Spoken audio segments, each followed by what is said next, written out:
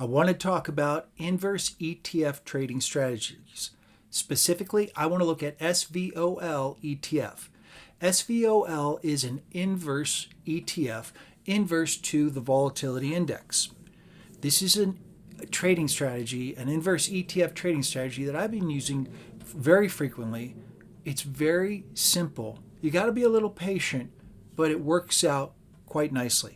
It's just worked out over the past couple of days based on some economic data, and this is one where I consistently pull money in.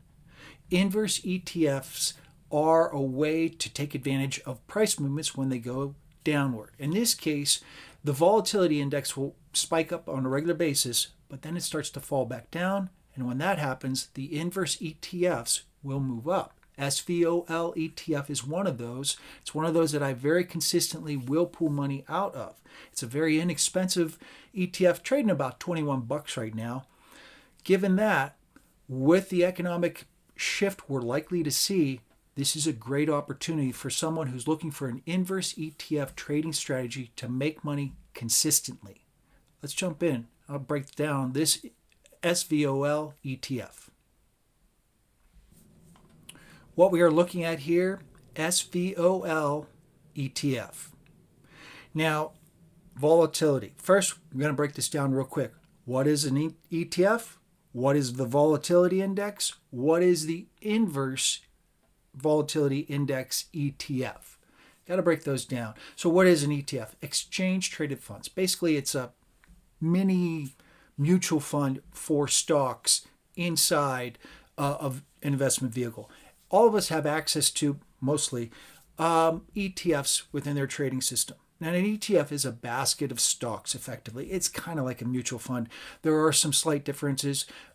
Mutual funds, they close out at the end of the day and they value at the end of the day. ETFs trade intraday, and that's really the big sort of stand back and look and ask the question, what is an ETF? Exchange traded fund.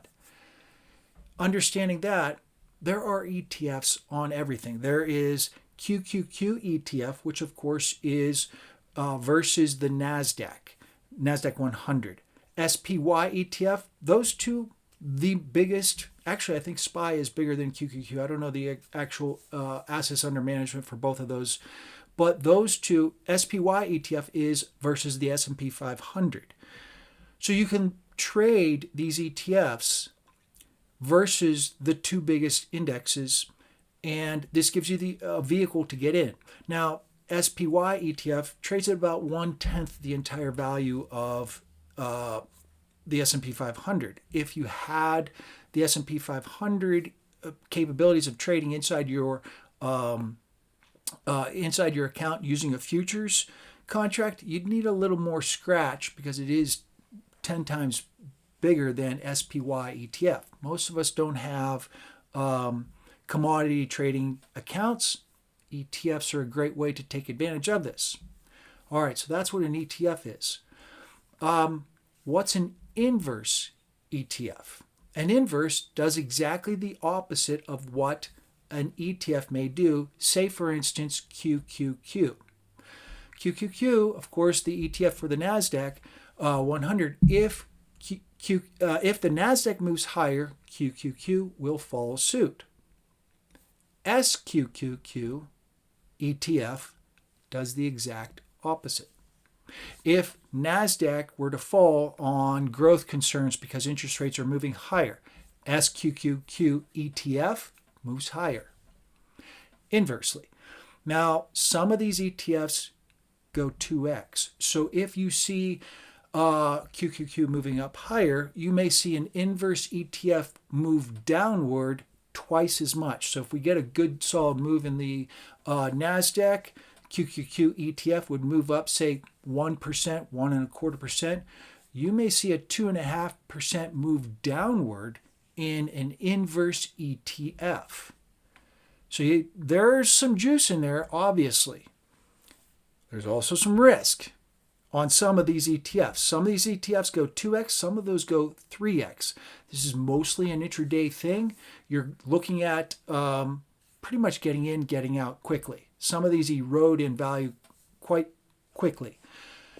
Now, volatility index. What is the VIX. The volatility index is sort of the fear indicator. It gives us a good idea as to the perception of risk and what might happen within the stock market itself. The volatility index measures options effectively. And what they do is they look at the total number of options and the value of those.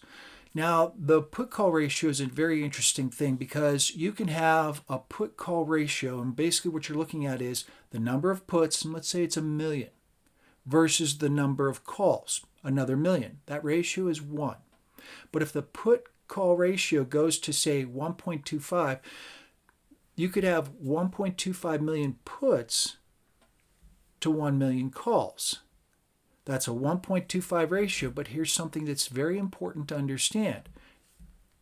If you went from 1 million puts to 1 million calls, all the way up to, say, 12,500,000 puts to 10 million calls, the ratio is exactly the same. So make sure you encompass that ratio concept inside your analysis. The next measurement within the VIX is not only the total quantity, but how much they're worth. So if we see a big move higher in the VIX, basically potentially more puts are being bought versus calls, and those are more expensive than what they were previously.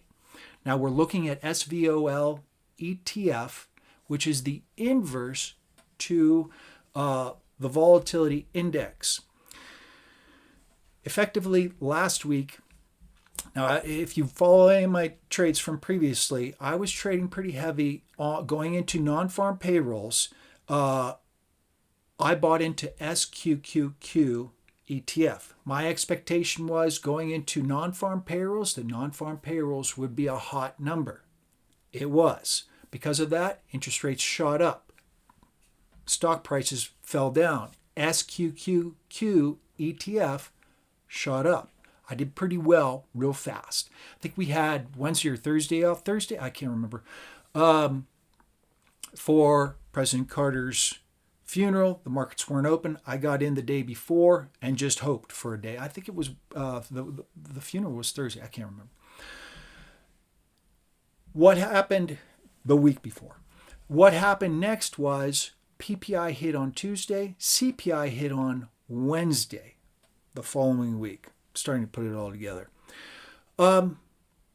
When we got the PPI, the number was a little soft.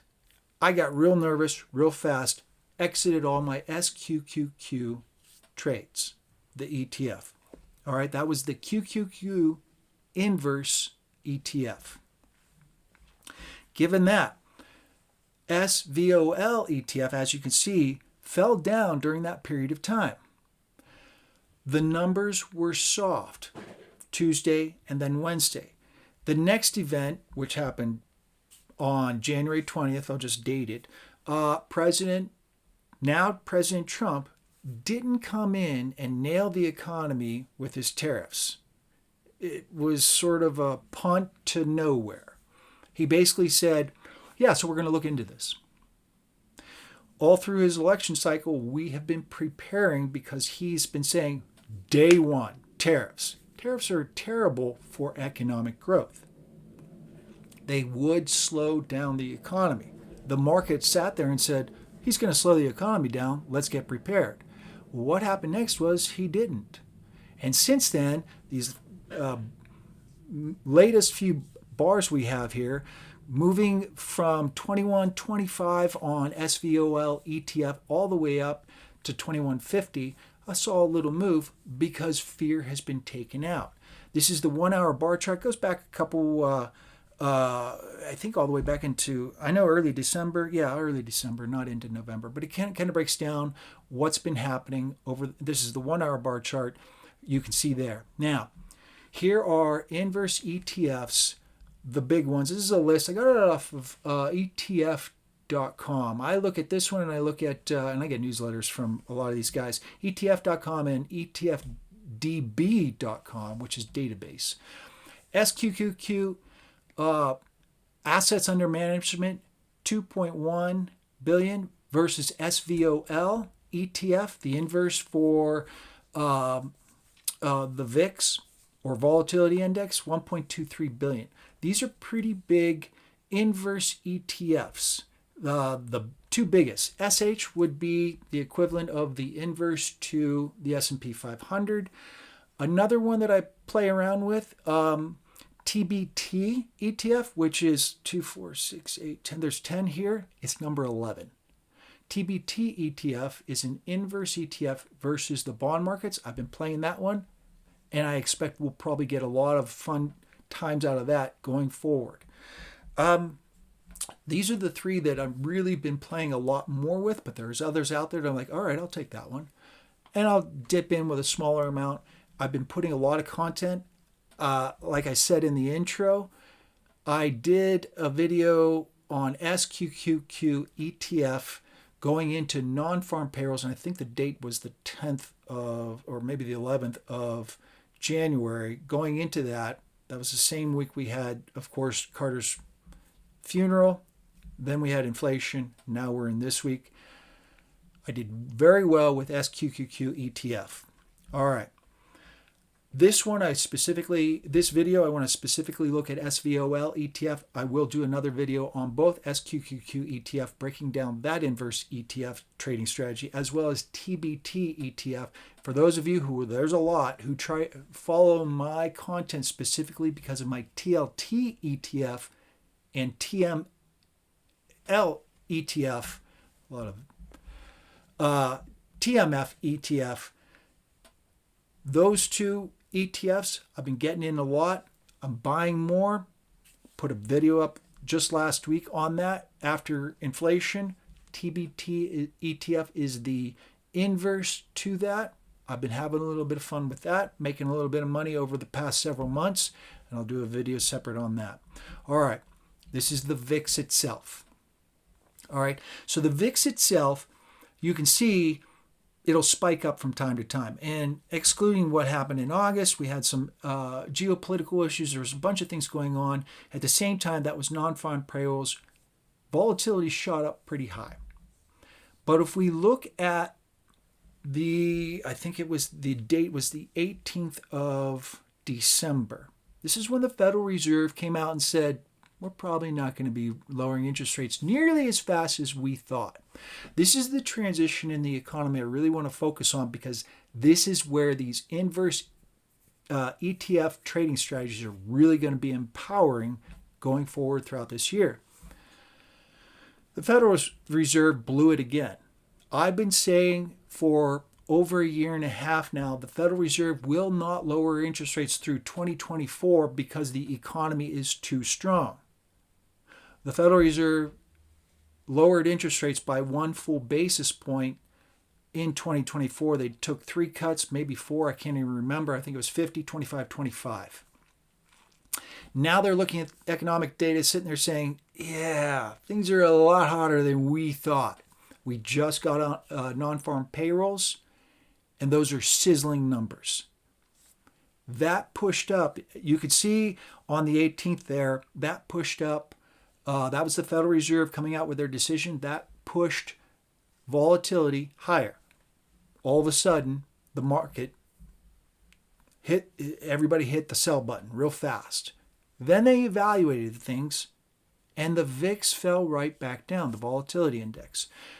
The latest big spike there, the very last thing you see there is non-farm payrolls. Non-farm payrolls told us that this economy is hot. The Federal Reserve is now on the correct page. They need to start probably raising interest rates through 2025. But there's a huge asterisk to that, Trump. But Trump just punted to nowhere the tariffs. Federal Reserve probably sat there and said, listen, we need to get interest rates to a balanced level because Trump's going to be taking office and this is what he's going to do. So we need to balance that. Well, Trump didn't do what he said he was going to do.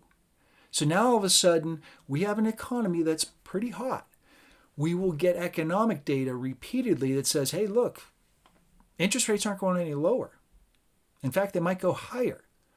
So you'll see a big spike up on the data release points for those specific items, you'll see the fear index, because what happens is bonds will shoot up as soon as we get that data point, stocks will fall down, and the fear index will spike. But look what continually happens right after that. It comes right back down, because investors will digest things. They'll exit their positions that probably didn't go profitable. Some of them may have been insurance policies when they bought options, put options. They may have expanded in value, but they didn't go in the money. And for that reason, they got out of those. Stocks moved sideways.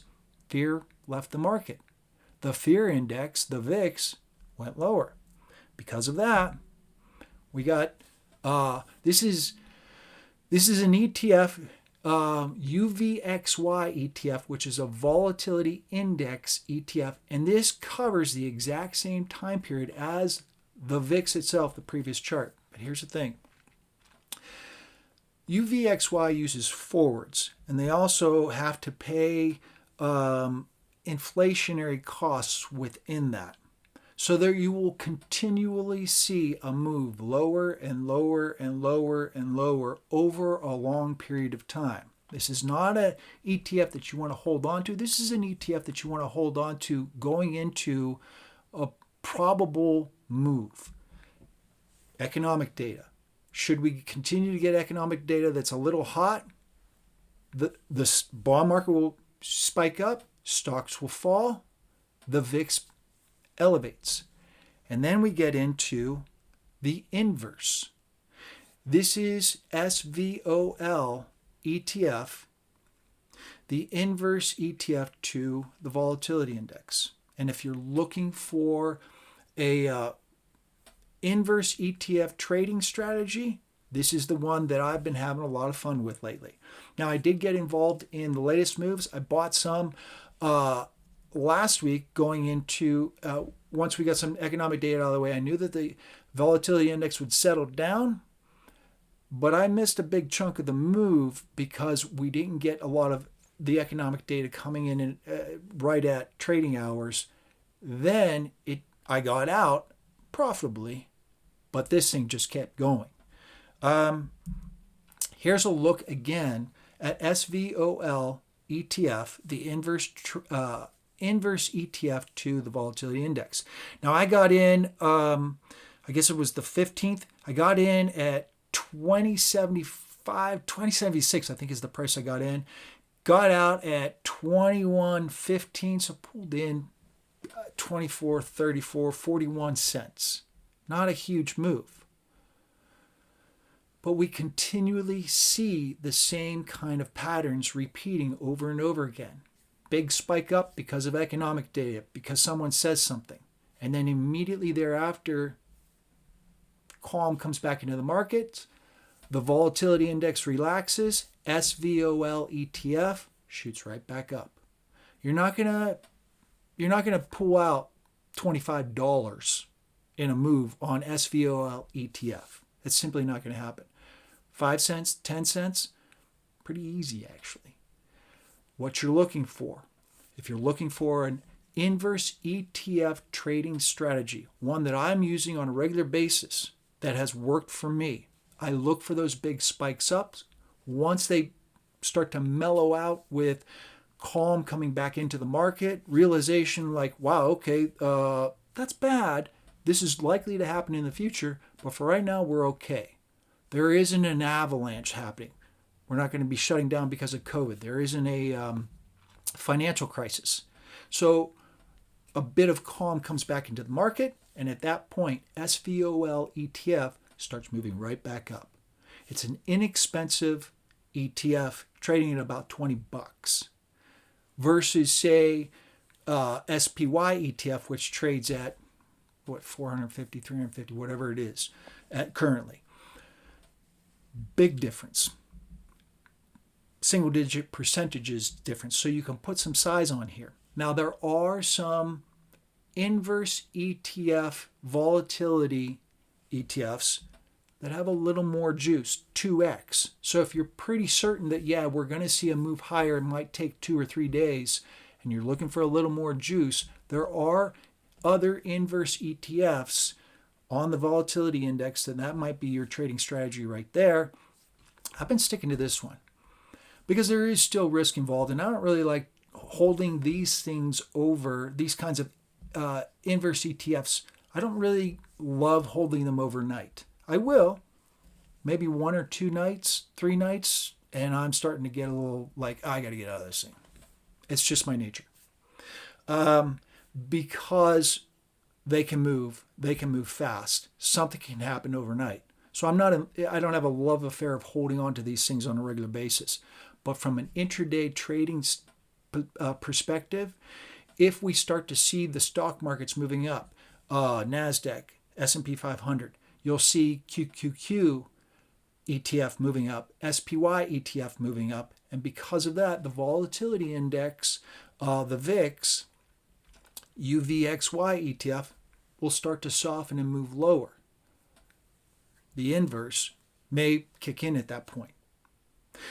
Given that, what you're looking for is those opportunities when there is a big spike up higher in risk factors.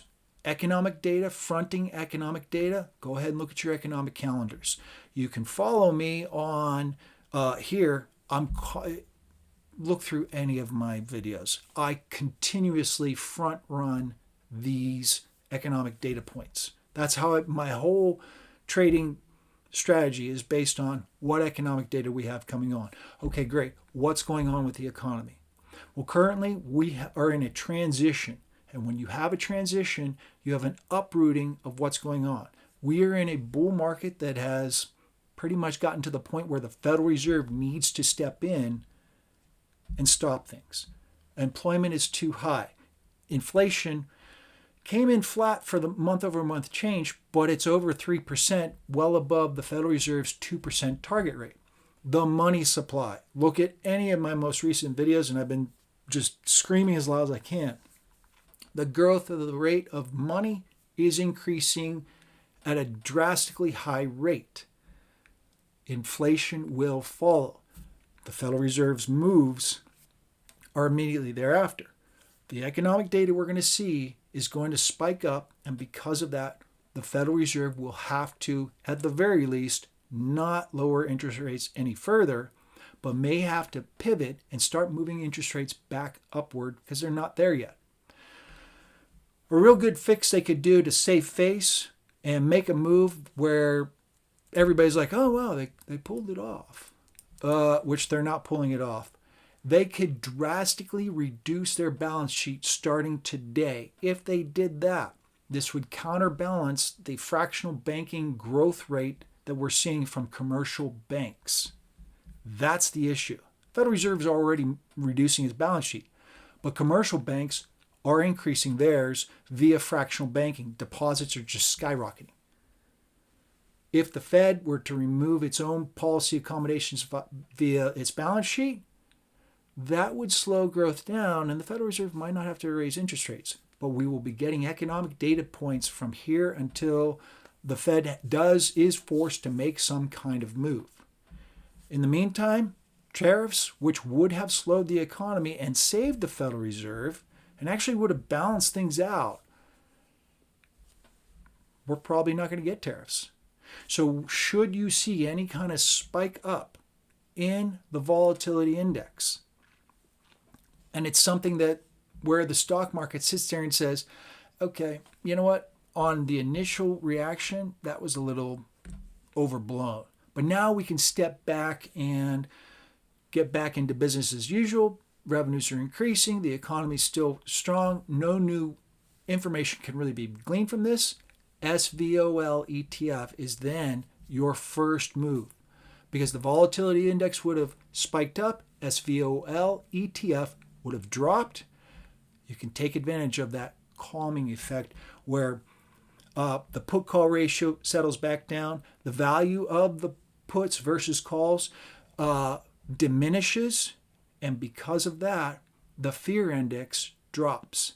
Given that, SVOL ETF moves higher. Given that, if you're looking for an inverse ETF trading strategy, here's one. I got a bunch more videos coming. Make sure to hit that like and follow button. Make sure to stop by my Substack email, newsletter. You can keep up with me, my notes that I'm publishing there, my weekly email newsletter that I send out. We'll see you in the next video.